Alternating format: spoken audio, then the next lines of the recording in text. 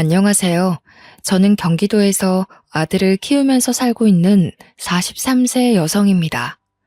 남들과 다를 바 없이 평범하지만 행복한 결혼 생활을 하는 정말 평범한 여자였죠. 그런데 저는 한 남자 때문에 가정이 파탄나고 말았습니다. 제 결혼 생활이 엎어지도록 어처구니 없는 상황을 만든 사람은 다름 아닌 시아버지였는데요.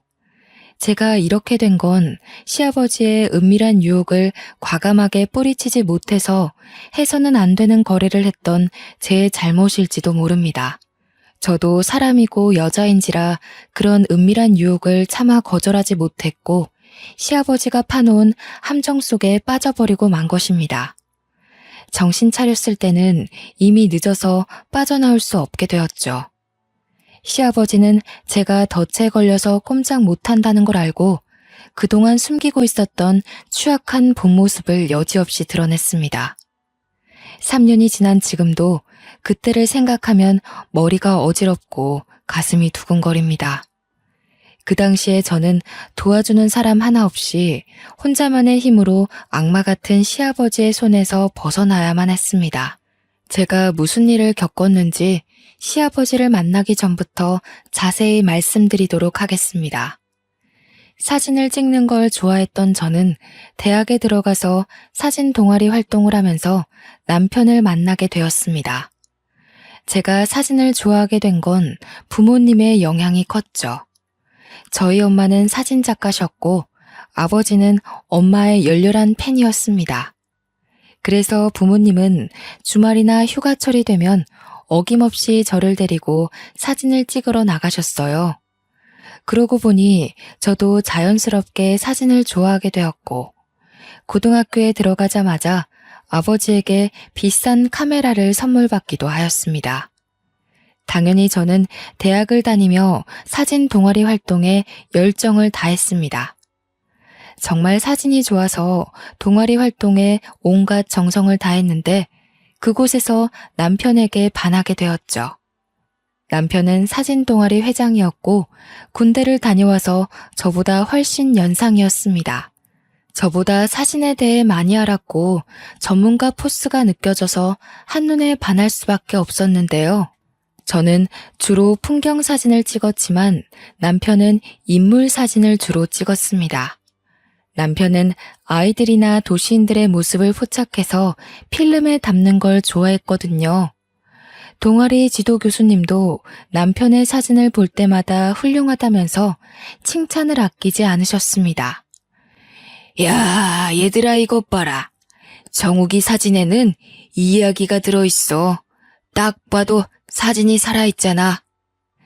제가 봐도 남편의 사진은 구도가 특이했고 생동감이 있어 보였습니다. 동아리에서 사진전을 해도 남편이 가장 주목받았죠. 저도 남편과 같이 활동하면서 남편은 물론 남편의 사진에 푹 빠졌습니다. 선배 사진은 뭐랄까 참 따뜻하고 깨끗해. 그래서 너무 좋은 것 같아. 선배가 보기에는 내 사진 어때? 정혜 너는 너무 많은 걸 렌즈에 담으려고 해. 렌즈를 통해서 세상을 볼 때는 욕심을 버리고 마음을 비워야 돼. 저는 그게 무슨 말인지 몰라서 가르쳐 달라고 했고 남편은 저에게 성심성의껏 사진 강의를 해주었습니다. 동아리에서 나가는 출사가 아니라 남편 혼자서 떠나는 출사에도 제가 따라갔죠. 그러다 보니 친한 선후배 사이를 넘어서 주말마다 만나서 데이트를 하는 연인이 되어버렸습니다.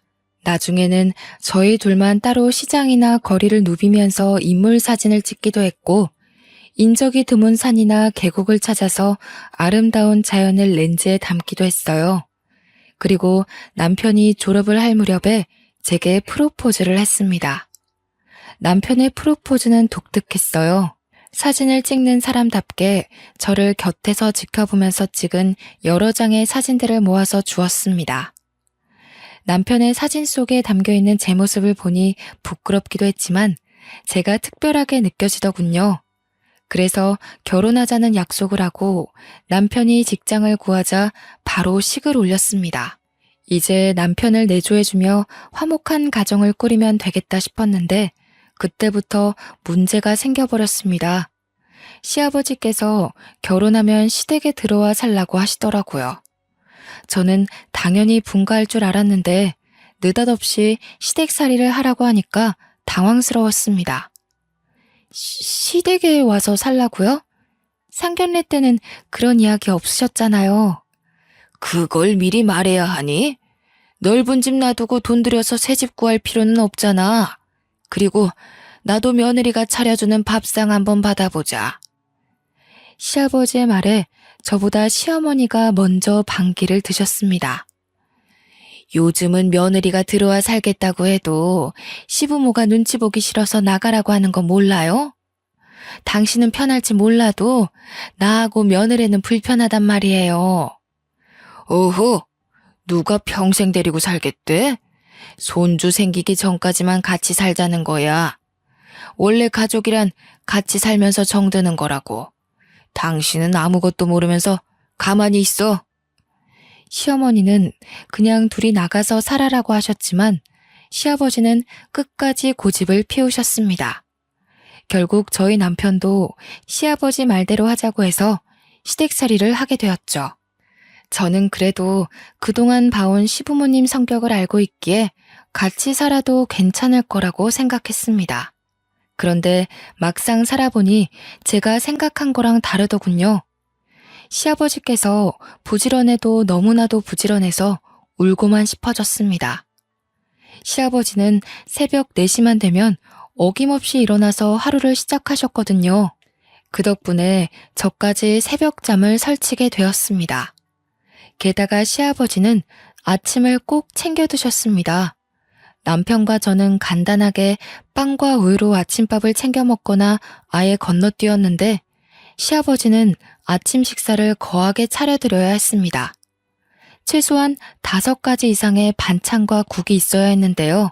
그것도 새 반찬과 새 국이어야 했습니다. 미리 만들어 놓으면 싫어하셨죠. 시어머니가 그 말을 전해 들었을 땐 제가 얼마나 힘들어할지 몰랐습니다. 정말로 이렇게 할 수 있겠어? 내가 새벽에 일어나서 도와줄까? 나도 포기했는데 네가 할 수 있겠니? 나는 내 남편이니 싸우면 되지만 너는 며느리라 별소리도 못할 거다. 네 시아버지가 워낙 까다로워서 네가 많이 힘들고 피곤할 거다. 괜찮아요. 안 도와주셔도 돼요. 밥만 차려드리고 다시 자면 되죠. 아버님을 위해서 그 정도는 당연히 해드려야 한다고 생각해요. 어머님께서 너무 걱정을 하시길래 왜 그러나 했습니다. 그때까지만 해도 반찬과 국 이야기만 들었지 아침 시간대를 못 들었거든요. 아침을 새벽 3, 4시부터 준비해야 할 줄은 전혀 몰랐습니다. 물론 저도 아버님께 조금만 늦게 일어나시면 안 되냐고 여쭈어봤죠. 그런데 시아버지께서 아침을 드시고 바로 헬스클럽에 운동을 하러 가시기 때문에 이른 식사 시간대를 고집하셨습니다. 오죽했으면 어머님이 뭐라 소리를 지르며 짜증을 내시더라고요. 여보, 며느리 힘들게 하지 말고 아침 대충 때워요. 내가 안 해주니까 그동안 알아서 잘 챙겨 먹고 다니더만 왜 그러는 거예요? 당신이 안 해주니까 어쩔 수 없이 대충 먹고 다닌 거지. 이제 며느리가 해줄 거니까 잘 챙겨 먹고 다닐 거다. 며느리가 알아서 잘해준다는데 당신이 왜 나서? 당신이 해줄 거야? 아휴, 말 안 통하고 꽉 막혀서는 남의 집 딸 귀한 줄도 모르고. 됐어요. 당신이랑 말 안 할 테니까 알아서 살아요. 며느리가 힘들다고 울면 내쫓을 테니까 알아서 해. 시어머니와 시아버지가 제 눈앞에서 이렇게 싸우는데 어쩌겠나요? 제가 열심히 아침 해드리겠다고 싸움을 말릴 수밖에 없었죠. 처음에는 아침 잠에 유혹을 뿌리치고 자리에서 일어나서 아침을 준비하는 게 정말 힘들었는데 시간이 지나면서 익숙해지자 몸이 알아서 적응해 갔습니다. 그래서 나중에는 알람을 맞춰놓지 않아도 오전 3, 4시면 어김없이 눈이 떠졌어요. 그만큼 제 생활이 없어지는 기분이 들었지만 저와 반대로 시아버지는 기운 넘치셨습니다. 이제 막 60대에 들어섰지만 말이나 행동은 20대 청년이나 다를 바 없이 거침없으셨죠.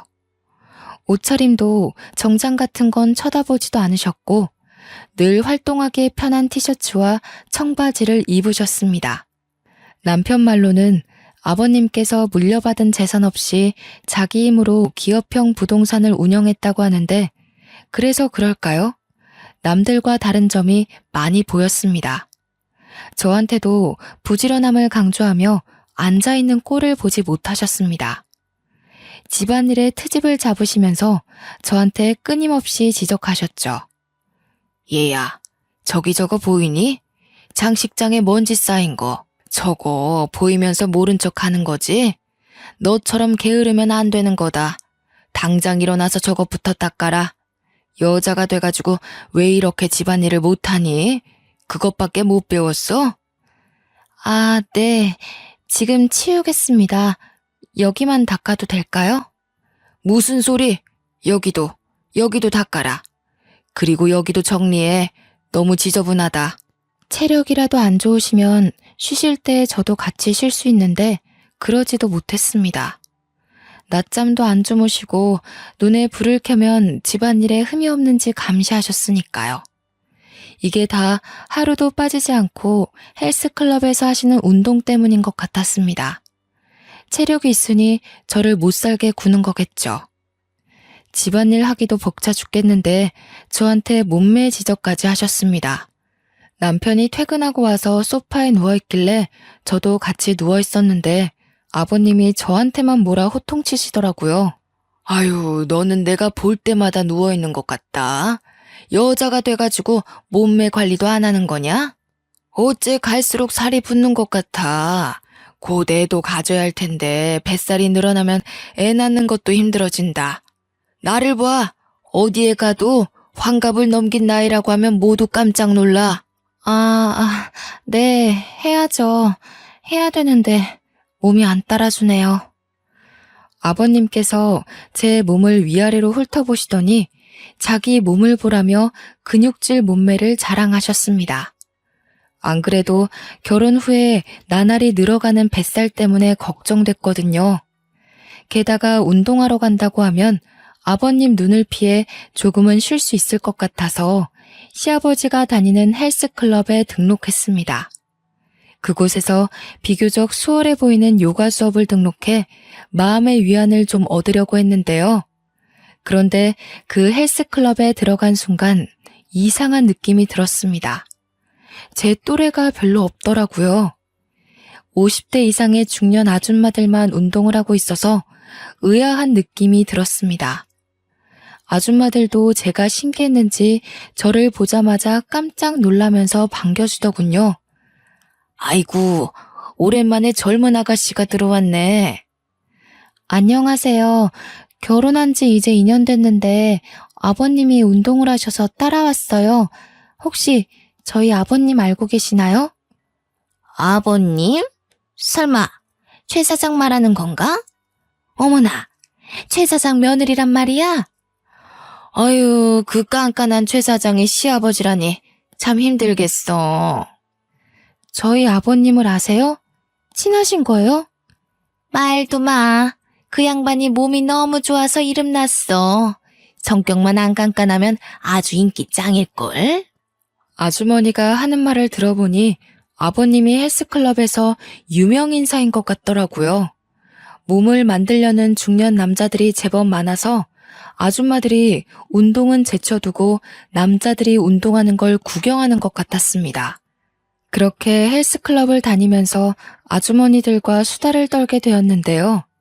집을 벗어나 운동하는 척 사람들과 어울리니 그나마 숨통이 트이더군요. 그곳에서 미정이 언니와 가장 많이 친해지게 되었습니다. 돌싱 경력 5년 차라는데 아줌마들 사이에서 가장 입김이 센 것 같았습니다. 운동은 하나도 안 하고 그 언니랑 떠드는 걸 아버님께 들켜서 PT 수업을 받게 되었죠. PT쌤이 제 또래 여자였는데 저보다 키도 크고 몸매도 좋아 보였습니다. 돈도 많이 내서 아깝기도 하고 저도 몇 달만 열심히 운동하면 비슷한 몸매가 되지 않을까 싶어서 열심히 수업받았는데요. 그런데 며칠 지나지 않아서 선생님과 사이가 틀어지고 말았습니다. 사실 그 선생님이 처음부터 불친절하긴 했거든요. 기구 사용법이나 자세를 가르쳐 줄 때부터 제게 노골적으로 짜증을 부려서 저도 화가 나 있었습니다. 그날도 가르쳐 준 걸 이해하지 못해서 다시 물어보니까 먼 산을 바라보면서 한숨부터 내쉬었죠. 아, 내가 방금 알려줬잖아요. 저번에도 그러던데 왜 자꾸 그러세요? 최정혜 씨는 머리를 폼으로 달고 다녀요? 몇 번이나 알려줘야 하는 거예요. 죄송해요. 제가 몸으로 하는 건 잘 못해서요. 다시 한번 알려주시면 안 될까요? 몸이 아니라 머리가 문제인 것 같은데요. 똑바로 들으세요. 다시 알려줄 테니까. 선생님 말투나 태도가 정말 기분 나빴지만 최대한 좋게 생각하려고 노력했습니다. 여러 사람을 대하는 직업이고 계속 같은 말을 반복해야 하니까 스트레스가 쌓인 거라고 이해했는데요. 하지만 시간이 지날수록 저를 대놓고 무시하는 게 눈에 보였습니다. 자, 저번처럼 또 물어보지 말고 잘 보세요. 다리는 최대한 구부리라고요. 허리는 쭉 펴고요. 그날도 본 운동을 시작하기 전에 스트레칭하고 있었는데 자세가 마음에 안 들었는지 저를 물건 다루듯이 막 만지고 옮기더라고요. 당황스러워서 순간 몸이 굳어버리니까 선생님이 평소보다 더 짜증을 냈습니다. 아니, 움직이라고요. 그게 아니잖아요. 진짜 짜증나게 하네. 머리를 들라고요. 그 여선생이 화가 난 듯 신경질적으로 소리를 치면서 제 머리채를 잡아당겼습니다. 아무리 좋게 생각해도 이건 아니라는 생각이 들어서 저도 소리를 지르기 시작했습니다. 지금 뭐 하시는 거예요? 보자 하니까 정말 저한테 지금 화풀이 하시는 거예요? 제가 처음으로 소리를 지르면서 난리를 피우는데 선생은 눈 하나 꿈쩍하지 않았습니다. 당연히 사과할 줄 알았는데 뭐가 문제냐는 듯 팔짱을 끼고 저를 멀뚱하게 쳐다보더라고요. 뭐가요? 지금 그쪽이 못해서 이러는 거 아니에요. 운동을 하자는 거예요? 말자는 거예요? 아니, 운동 가르친다고 머리채 잡아당기고 소리 지르고 이래도 되는 거예요? 이런 일이 한두 번도 아니고 당장 사과하세요. 최정혜 씨가 말귀를 못 알아들으니까 직접 몸으로 보여준 것 뿐이에요. 제가 왜 사과를 해야 되죠? 사과는 그쪽이 해야 하는 거 아니에요? 뭐라고요? 진짜 미친 여자 아니야. 뭐 이런 게 다 있어? 나 사과 받고 환불 받을 거니까 당장 팀장 불러와. 제가 선생한테 삿대질을 하면서 소리를 질러대니까 아줌마 부대가 몰려오더군요. 트레이너 팀장도 제 목소리를 듣고 급히 달려오는 게 보였습니다.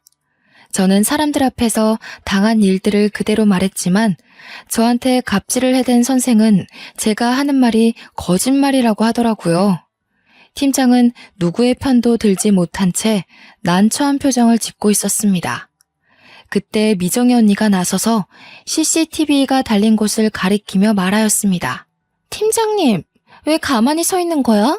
둘 다 하는 말이 다르면 CCTV부터 확인해야지.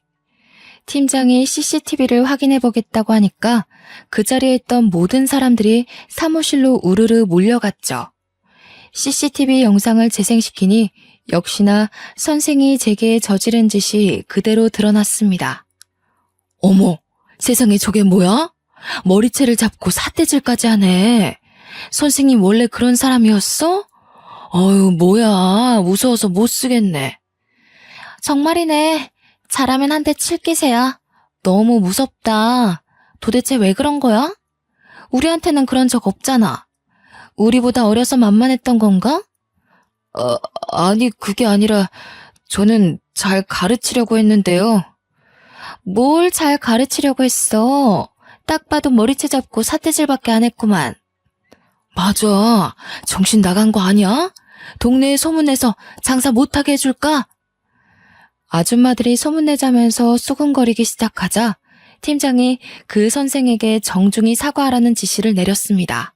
그제서야 그 선생이 마지못해서 사과를 하더군요.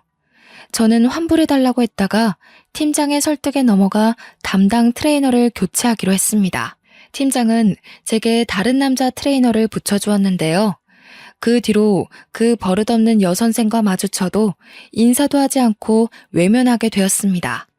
미정희 언니도 저만 보면 그 여선생을 엄청나게 씹더라고요. 야, 저 봐라. 너 무시하고 지나가는 거 회원이면 웃으면서 인사해야 하는 거 아니니? 안 그래도 저 여자 마음에 안 들었어. 말도 함부로 하고 행실이 아주 개판이었거든. 미정희 언니는 그 선생이 얼굴도 반반하고 몸매도 좋다고 남자 회원들에게 인기가 많은 것만 믿고 아나무인으로 설쳐댄다고 뒷담을 해댔습니다. 저는 그 말을 듣고 맞장구를 쳐주며 예전에 당한 서름을 풀었죠. 많아요, 언니. 저 여선생 때문에 기분 나빴던 적 진짜 많아. 언니 없었으면 이미 그만두고 안 왔을 거예요. 너한테만 그러는 게 아니라 여자들한테는 아주 밥맛 없이 굴더라. 우리 클럽에 남자들이 많이 꼬이는 건 전부 저 여자 때문이야. 남자들한테만 잘해줘서 이상한 소문까지 돌더라니까. 미정희 언니가 그 여선생이 바람을 피우다가 걸려서 이혼당한 경력이 있다고 하더라고요. 자기가 지도하던 5살 연하의 회원과 바람을 피우다가 들켜서 이혼을 당했다는 거예요. 그러다 몇 달 전에 재혼에 성공했는데 이혼했다는 사실을 감쪽같이 속이고 처녀 행세를 하면서 재혼했다는 겁니다. 미정희 언니만 그 여선생을 싫어하는 게 아니었습니다. 매일 휴게실에 모여 앉아 아줌마들이 시댁과 남편 흉을 보는 것처럼 여선생 뒷담화하는 걸 듣고 있었거든요. 그러다 입이 심심해지면 간식거리를 잔뜩 사와서 트레이너들 몰래 먹곤 했어요. 팀장님한테 들킨 적도 많이 있었지만 아줌마들 입김이 세서 어찌할 수가 없었습니다. 아이고 어머님들 이게 다 뭐예요? 또 여기서 과자 드시는 거예요? 살 빼러 왔다가 살이 왕창 불어서 가시겠어요. 적당히 드세요. 우리 몸은 우리가 알아서 관리할 테니까 걱정하지 마세요. 너무 그러지 말고 정 팀장도 여기 앉아서 빵 하나만 먹고 가. 아줌마들은 싫다는 팀장에게 억지로 빵이나 음료수를 쥐어주곤 했죠. 아버님을 피해 도망오려고 했던 저는 당연히 운동보다는 푸짐한 간식을 앞에 두고 편안한 소파에 앉아서 수다 떠는 재미에 점점 빠지게 되었어요. 그런데 몇 달 후에 시아버지와 여선생이 심상치 않은 관계라는 사실을 알게 되었습니다. 그날은 운동을 하러 아침 일찍 나갔었는데요. 원래 이른 새벽부터 점심때까지 집안일을 하고 오후에 헬스클럽에 나갔었는데요. 그 시간대에만 수업이 가능하다는 핑계를 대고 아주머니들이 많이 모여있는 시간대를 선택한 것이었습니다. 그런데 에어로빅이라는 새로운 수업이 생겨서 아주머니들이 아침 일찍 모이자고 했거든요. 오랜만에 만반의 준비를 하고 나갔는데 너무 이른 시간대 수업이라서 그런지 아주머니들이 거의 못 오셨더라고요. 그나마 온 분들도 피곤하다고 집에 가겠다고 하길래 휴게실에 잠깐만 앉아 있으려고 했습니다. 집에 가면 아버님이 있을까봐 조금만 더 있다가 가려고 했죠. 그런데 휴게실에 들어가니 시아버지와 여선생이 딱 붙어 있는 거 보고 깜짝 놀랐습니다. 아버님과 여선생도 놀라서 얼른 떨어져 앉더군요.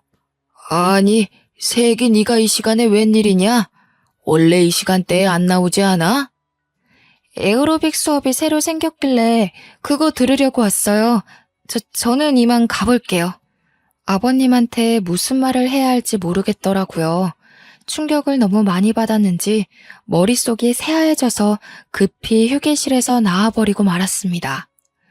둘 사이가 정말 수상하다는 생각했지만 확실한 증거가 없으니까요. 시아버지를 추궁할 수 없는 노릇이라 증거를 찾으려고 노력했습니다. 그날 이후로 아버님 뒤를 졸졸 따라다니며 어딜 돌아다니나 확인했는데요. 얼마 후에 둘이 내연관계라는 확실한 증거를 잡게 되었죠. 시아버지와 여선생이 헬스장 근처의 모텔에서 나오는 걸 보게 된 겁니다. 저는 당연히 그 순간을 사진으로 남겨두었는데요. 집에 돌아온 저는 어떻게 해야 할까 고민이 되었습니다.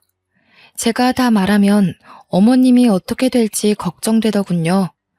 하지만 제가 숨기고 있다가 가정이 더 망신창이로 파탄날 것 같아서 아버님과 대화를 나누기로 결심했습니다. 아버님이 운영하고 있는 사무실로 찾아가 할 말이 있다고 했죠. 새애기 네가 내 회사는 웬일이냐? 할 말이 있다는 연락은 받았다만. 설마 그 일 때문에 그러니? 아버님도 잘 아시네요. 여기서 할 이야기는 아닌 것 같은데. 나가서 이야기해요. 저는 시아버지와 함께 조용한 카페로 들어가서 휴대폰에 찍힌 사진을 보여드렸습니다. 아버님이 그 사진을 보고 눈이 커졌길래 마음속에 담아놓은 말들을 꺼내놓았습니다. 아버님, 대체 이게 뭐 하는 짓이에요? 딸 같은 여자애랑 내연관계를 가지다니 부끄럽지도 않으세요? 고개를 숙이고 한참 동안 말이 없던 아버님께서 천천히 입을 여셨습니다. 너한테는 입이 10개라도 할 말이 없다. 그런데 남자는 말이다. 늙으나 젊으나 매력적인 여자를 보면 마음이 끌리는 게 당연한 것이야. 마음에 든다고 아무 여자하고 어울리는 건 짐승들이나 하는 짓이에요. 당장 그 여자랑 헤어지세요. 안 그러면 어머님한테 다 말씀드릴 수밖에 없어요. 난 그럴 수 없다. 난 그 아이를 버릴 수 없어. 10억 줄 테니까 앞으로는 눈 감아다오. 10억이면 충분하지 않냐? 네? 10억이라고요? 겨우 그런 여자 때문에 10억을 쓰신다고요? 그래. 그 돈을 너한테 줄 테니 비밀 지켜다오. 아버님한테 10억이 어디 있어요? 저한테 10억이라고 하신 거 맞죠? 혹시 잘못 들은 게 아닌지 재차 물었지만 시아버지는 단호한 표정으로 10억이라고 못 박았어요. 10억이 어디 있냐고 물으니 저를 데리고 회사로 돌아가 시가 10억짜리 신축 아파트 등기부등본을 보여주기도 하였습니다. 자, 이게 내가 말한 10억이다. 다음 달이면 분양이 시작되는 새 아파트야. 내가 여러 채 확보해뒀는데 그 중에 하나를 너한테 주마. 분양이 시작되면 곧바로 2억은 더 붙을 게다. 그럼 이 아파트로 이사 가도 되나요? 따로 독립해도 되는 거죠? 그래, 네가 가서 살든 다시 팔든 상관 안 하마. 대신 지금 당장은 나갈 수 없어. 너희 시애미가 의심할 거다. 내가 절대 못 나가게 할 거라고 했으니. 시댁살이를 벗어날 수 있다는 말을 듣자 제 고민은 더욱더 깊어졌습니다. 시어머니를 생각하면 그냥 넘어갈 수 없는 문제였지만 10억짜리 아파트와 자유는 뿌리치기 힘든 유혹이었죠. 며칠을 고민하던 저는 시아버지의 아침을 차려주면서 제안을 받아들이겠다고 말해버리고 말았습니다. 그래, 잘 생각했다. 이제 우리는 한 배를 탄 거야. 그러니까 네 시애미뿐만 아니라 정욱이 놈한테도 확실히 숨겨야 한다. 시아버지는 자신의 불륜을 눈감아주는 것에서 한 걸음 더 나아가서 시어머니를 속이는 일에도 협조해야 한다고 당부했어요. 제가 그럴 수 없다고 하니 세상에 공짜는 없다고 이 집에서 나가고 싶으면 자기 말을 들어야 한다고 협박하더군요. 그날부터 시아버지는 저를 믿고 대놓고 내연녀를 만나기 시작했습니다. 아무것도 모르는 시어머니는 아버님이 너무 늦게 들어온다고 걱정하였죠. 그 모습을 볼 때마다 도둑이 제발저리듯이 어머님 눈치가 보였습니다. 그렇게 3개월이 지났지만 아버님이 아파트를 넘겨주는 일을 차일피일 미루기만 했어요. 그 아파트는 이미 분양이 시작되었는데 아버님은 조금만 더 기다리라는 말만 되풀이하였습니다. 제가 어머님 몰래 얼른 아파트를 달라고 재촉하니 이런 문자가 와 있더군요. 좀만 더 기다려라. 회사에서 작업을 진행하는 게 있어서 그 아파트가 내 명의로 되어 있어야 돼. 한 달만 더 기다리면 된다. 아파트에 발이 달려서 도망가는 것도 아닌데 뭐가 걱정이냐? 나는 한번 뱉은 말은 끝까지 책임지는 사람이야. 이제는 불안하고 초조해진 사람은 저였습니다. 혹시라도 아파트를 받기 전에 시어머니가 시아버지의 불륜 사실을 알아버리면 10억도 날아가고 제 시댁살이도 영원히 유지될 것 같았습니다. 그렇게 시아버지의 불륜을 혼자만 알고 있으니 늘 마음이 편치 않고 가슴이 답답했어요. 하루는 친정에 갔는데 엄마가 제 얼굴을 살펴보면서 걱정을 하시더라고요. 시부모님이 너 못 살게 구니? 얼굴이 왜 이렇게 많이 상했어? 혹시 김서방하고 안 좋은 일 있어? 아니야, 아무 일도 없었어. 그냥 요새 운동 열심히 해서 몸이 상했나 봐. 아이고, 사람이 운동한다고 이렇게 돼? 거짓말하지 말고 다 털어놔라. 차라리 귀신을 속이지. 나는 못 속인다. 나한테 못할 말이 뭐가 있겠니? 다른 사람도 아니고 친정엄마인데 말해도 될 것 같다는 생각이 들더군요. 그래서 엄마한테 결국 모든 걸 털어놓고 말았습니다. 말만 했는데 10년 묵은 채증이 쑥 내려가듯이 답답하던 가슴이 뻥 뚫리는 것 같았죠.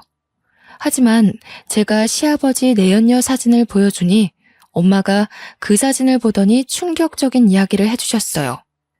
아니, 얘는 주희 아니니? 세상에, 얘가 사돈이랑 바람을 피고 있단 말이야? 주희? 엄마 이 여자 알고 있어? 친해? 아주 잘 알지. 얘 내 친구 며느리야. 친구 집에 놀러 갔을 때 본 적 있어. 저는 그 말을 듣는 순간 눈앞이 새하얘지고 말았습니다. 엄마는 제가 아파트를 받기로 했다는 사실을 모르고 바로 그 친구분한테 전화를 하는 거 있죠. 제가 말려봐도 가만히 있어보라며 제 팔을 밀어냈습니다. 어떻게든 맞고 싶었지만 엄마는 오히려 성질을 내며 제게 뭐라 하셨습니다. 이거사, 왜 자꾸 말 못하게 막는 건데? 그럼 이걸 다 말해줘야지 숨기고 있게? 넌 어쩌자고 이런 더러운 짓을 알고도 모른 척하고 있었던 거야. 아유, 세상에. 그 불려우 같은 년이 결국 대형 사고를 치고 말았구나. 결국 엄마는 친구분과 전화하더니 지금 당장 만나러 간다며 저를 두고 가버렸습니다. 저는 생각할 겨를도 없이 시아버지의 회사로 달려갔죠. 너무 급해서 미리 전화할 생각도 못했습니다. 그저 빨리 시아버지에게 모든 게 들통났다는 말을 전해야 한다는 생각뿐이었죠. 제가 회사에 도착하자마자 시아버지는 자기 사무실에서 웃으면서 누군가와 전화통화를 하고 있었습니다. 그런데 아버님이 자기야라고 속삭이고 있더라고요. 회사 사람이 아닌 내연녀와 통화를 하고 있었던 겁니다. 자기는 걱정하지 마. 바보 같은 며느리는 벌써 너한테 넘어간 아파트를 기다리고 있어. 그래, 아직 때가 아니니까 팔지 말고 가지고 있어. 조금 더 오르면 내가 알려줄게. 그래, 사랑해. 조심히 들어가. 저는 그 말을 듣는 순간 다리에 힘이 풀려서 바닥에 주저앉을 뻔했어요. 제게 주기로 했던 아파트는 이미 내연녀 차지였던 겁니다. 처음부터 시아버지는 저를 가지고 놀았던 거죠. 저는 집으로 돌아오자마자 쓰러지듯 침대에 엎어졌고 눈에서는 눈물이 흘렀어요. 10억이 날아가 버려서가 아니었습니다. 돈에 눈이 멀어서 시아버지가 파놓은 함정에 빠져버린 제가 너무 원망스러웠거든요. 한참을 울고 난 다음에 이제라도 어머님께 모든 걸 말하고 용서를 빌어야겠다고 마음먹었습니다. 그래서 외출하고 돌아온 시어머니에게 죄송하다고 빌었죠. 어머님, 정말 죄송해요. 돈 때문에 제가 정신이 나갔었나 봐요. 제가 생각이 짧았어요. 용서해 주세요. 이 집에서 너무 나가고 싶어서 그랬어요. 아버님이 너무 못살게 굴어서 너무 힘들었어요. 그런데 아버님이 자유를 주겠다면서 절 유혹하셔서 넘어가 버렸어요. 어머님한테는 안 그래야 하는데 저한테 잘해주신 거 생각하면 안 그랬어야 했는데. 용서해달라는 말만 했는데 이미 저희 엄마한테 자초지종을 전해들었나 봅니다. 화가 난 표정으로 저를 노려보던 시어머니가 한숨을 쉬며 제 손을 잡고 일으켜 주셨어요. 그래, 네가 무슨 죄겠니? 이런 집안에 시집 오게 한 내 잘못이지. 얼마나 나가고 싶었으면 그랬겠니? 네가 마음고생이 심했다. 어머님이 이렇게 말씀해 주셔서 다시 한번 눈물이 터지고 말았죠. 정말 죄송스러운 마음에 꺼이꺼이 우니 시어머니께서 친정엄마처럼 다독여 주셨습니다. 아버님을 어떻게 하실지 차마 묻지는 못했지만 제가 찍어놓은 불륜 사진을 넘겨드렸습니다. 어머님이 그 사진을 보시고 씁쓸한 표정을 지으셨습니다. 나중에 들은 말인데 시어머니가 그 사진을 들고 회사로 찾아가서 이혼 소송장과 함께 시아버지 얼굴에 던져버렸다고 하더군요. 이 가짜는 것, 감히 나 몰래 바람을 펴? 너 같은 인간은 꼴도 보기 싫으니까 오늘부터 집에 들어올 생각은 하지도 마. 어머님은 그 길로 집에 오자마자 아버님 옷이나 전자기기를 사무실로 모두 보내버렸습니다. 내연녀는 더 비참한 처지가 되었죠. 헬스클럽에 쳐들어온 엄마 친구분에게 머리채를 잡아뜯겼거든요. 사람들 앞에서 불륜녀라는 소문이 쫙 퍼져서 헬스클럽에서도 해고 통보를 받았습니다. 시어머니는 여선생을 상대로 상간녀 소송을 해서 시아버지가 준 아파트를 받아냈습니다. 그런데 시어머니가 그 아파트를 제게 넘겨주시더군요. 이제 시댁살이 그만하고 여기 가서 살아라. 그리고 사람은 돈을 보면 누구나 욕심이 생기는 법이야. 네가 가진 게 없으니 그런 유혹에 넘어갔을 거라고 생각한다. 이제부터는 절대로 돈 때문에 사람의 도리를 저버리는 행동은 하지 마라. 정말 감사합니다, 어머님. 하지만 이제 저 못 살게 구는 아버님도 없는데 어머님 모시고 살게요. 어머님 모시고 살면서 어머님 속인 죄 갚아야죠. 네 뜻이 그렇다고 그래라. 나가고 싶으면 언제든지 나가도 되니까 나 신경 쓰지 말고. 알겠지, 우리 아가? 어머님이 저를 꼭 안아주면서 이렇게 말씀하시길래 죄송하다는 말을 또 전해 들었죠. 어머님과 살면서 전해 들은 건데 이혼 소송 결과 시아버지는 시어머니에게 엄청난 위자료를 물어야 했습니다.